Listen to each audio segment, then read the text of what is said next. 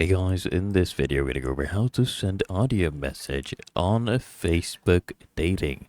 That's very easy.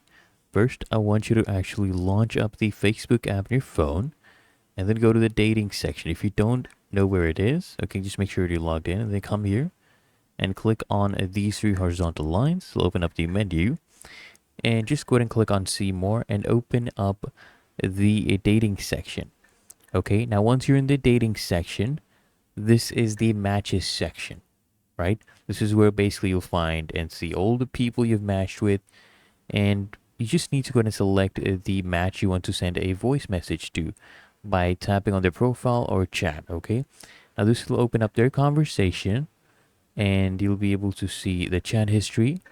Now what you need to do is look for this small microphone icon located next to the text box at the bottom of the chat screen to record your voice message. Just tap and hold on this microphone icon. While holding it, you just speak clearly into your phone's microphone. You can talk about something you already discussed. You can ask a question, anything, but it's really that easy and simple. Once you're done, just let go of it and you would have sent the voice message. So if you found this helpful, make sure you smash that like button and subscribe to frequently asked questions.